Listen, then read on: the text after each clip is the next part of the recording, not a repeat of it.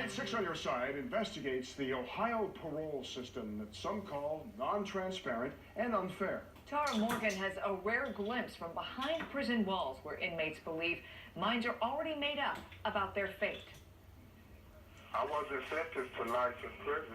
People are taking plea agreements believing they're going to get out at a certain time. I've taken to this being my home now. Prison and second chances. Many Ohio inmates only count on one. Tara. Carpenter. Madison Correctional is one home Robert Carpenter has come to know well. Went to school for 3 years and got a ministerial theology degree.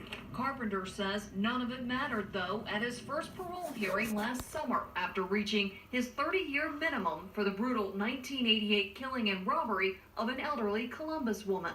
Told me that I had a superior institution record as far as programs and all that stuff. Inmates use the word flopped when the board gives them more time. Carpenter says he got 5 more years for the nature of the crime. I was wondering why my even here could have sent me a letter and told me that. Carpenter echoed what inmates have told ABC6 by phone. It's like they don't care. No one wants to even go to the parole board anymore. They don't see the point. It seemed like it was just a hopeless situation. It's the same story, and they're losing hope. Candace Hudson is their voice on the outside. She believes an inmate's rehabilitation should matter to the board, victims, and their families. We're not saying, give a free pass to everybody to get out. We are asking for a fair hearing. Candace is president of Fair Treatment Reform and Reentry. The group sent out questionnaires to gauge inmates' past parole board experiences. They're doing things like eating in the hearing, answering personal phone calls, getting up and walking out. I've seen one release. Former State Senator Shirley Smith served 3 years on the board. It was more than frustrating. It really was. It was sickening. Because to me it was disrespect. Smith says decisions came quick with little to no discussion. People who come to the parole board for the first time, their very first hearing, never, ever are released, regardless of what their growth is. She stepped down last December. They cared less about what the offender felt. Our camera trailed Hudson. Okay, let me write your name down. At the State House. As Fair Treatment Reform pushes to change minds. Good, how are you? I'm well, and how are you? And a system they say is flawed.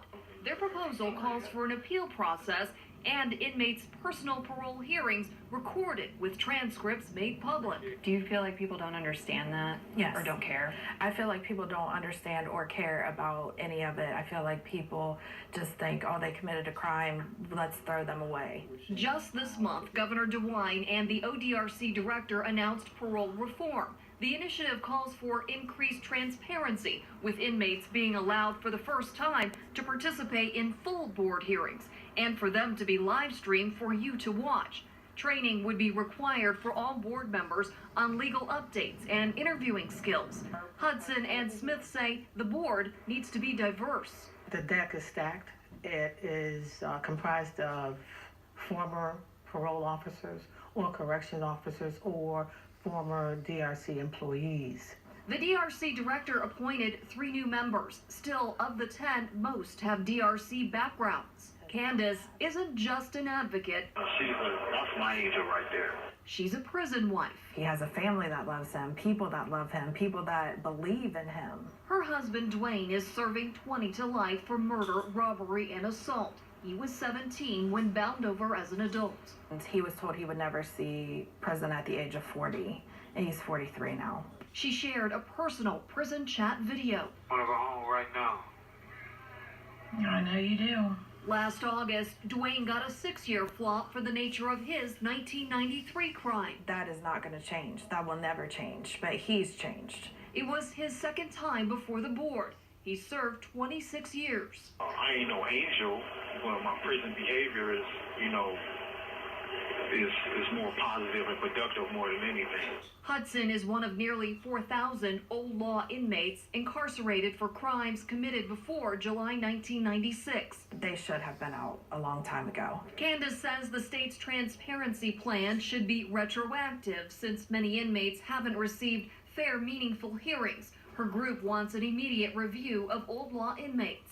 the old law inmates, they're scared, they're nervous, they're tired. At 62, Carpenter now mentors younger inmates. When a person's been raped, robbed, or killed, there is no such thing as you repay that debt.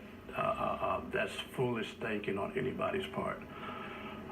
It's just a matter of rehabilitating yourself and doing the best you can to re-enter society and be a contributing factor to society.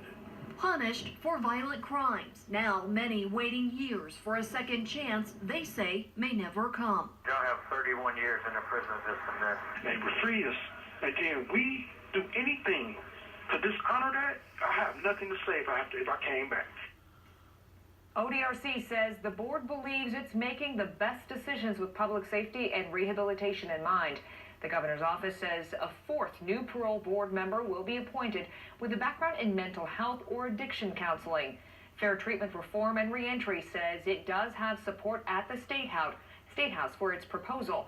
They'll be there tomorrow morning at 11, this time for a protest about what they call unfair practices by the parole board. The station says she can smell the rain.